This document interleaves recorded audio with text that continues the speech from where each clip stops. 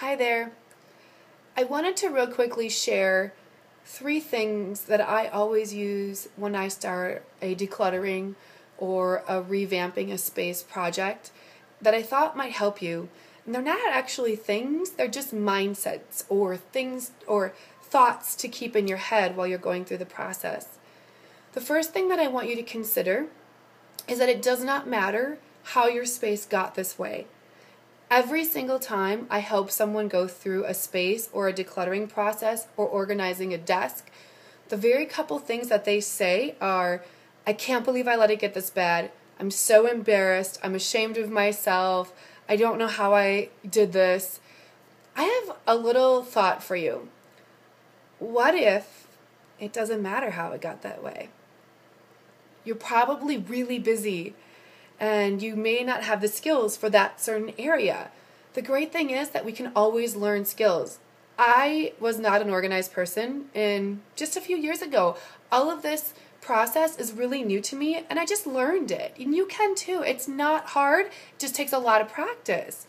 So don't worry if you have let it get out of control. Imagine for a moment that I was at school working with a kindergartner. Every Tuesday and Thursday I get to go and help out with some of the little kiddos who maybe just need that little extra boost in order to get them up to grade level. If I sat down with that sweet little pinchable kindergartner and said, oh my goodness, how do you seriously not know your letters? How did you let it get this bad? Do you not realize that everybody on Pinterest knows their letters and at least 100 words by now? What is wrong with you? Now read this book. I probably wouldn't get asked back. And yet, that's exactly what we do when we're getting ready to declutter a space. We yell at ourselves, get in a really negative mindset, hate the space, and then we walk in there and expect to be productive. It won't happen. So take a few moments, take a couple deep breaths, totally let go of the judgment of how your space got that way. Look, you aren't on hoarders, you're not that bad. You can start just a little bit at a time. So I tend to think of it like, how do I want to feel in this space when it's done? What do I want to be able to grab right away? What do I want to walk into this room and see? And I start to think about all of those things, and that helps get that creativity and that unstuckedness going before I start organizing. The second thing that I always do is think of every organizational project as in chunks. If you think about the closet, I have to organize the closet, and it's this big 10-hour job, you'll probably never get to it. In our home, when Heath is gone on trips, I have very limited amount of time to myself. I tend to think of my organizational projects or my decluttering in sort of 10-minute chunks. I don't necessarily ever think about the closet. I might think about my shirts, then my pants, then the kids' shirts, then the kids' pants. I tend to try to think of it in 15 to 20-minute things that I can go in and start and completely finished. That way, if I get done with Hattie's shirts, I don't have this huge mess all over the floor.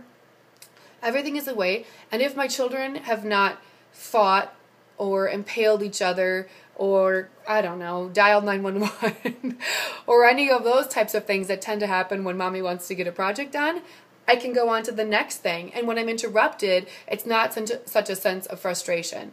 So chunk it. Do a little bit. A lot of times, the good energy that you start because you started that project will follow you through to the next phase. You'll end up getting more done that way, but you have to think about it in little segments. The third thing that I want to talk about is the maybe box.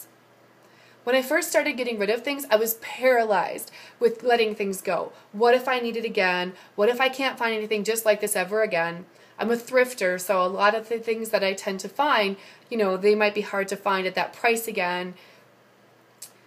I use a maybe box. That's something where if I can't decide for sure on a shirt or a piece of clothing or a toy for the kids, I will put it in a box for a certain period of time. Couple of things though. The maybe box cannot become a maybe counter. It cannot become a maybe basement. It cannot become a maybe bedroom. It's just a maybe box. You have to give it parameters, and you're still looking at about 60 to 70% of the things leaving your house. You don't want to let everything go in the maybe box. That's just for those couple things that you're not quite ready to let go of yet. I tend to let that maybe box go until it gets full to the top, and then I sort through it and decide. Usually after 4 or 5 weeks or maybe a couple months of not seeing those items, if I haven't gone back and dug them out because I needed them, I generally feel pretty comfortable if I haven't needed them for that space of time, letting them go. But that just gives me that sense of ease. A lot of people who organize are going to say, make decisions fast, fast, fast. But there's got to be a room for you to grow and learn this. You're not going to go through and know exactly what to get rid of all the time, especially when you're first practicing this process. So give yourself a little bit of maybe room.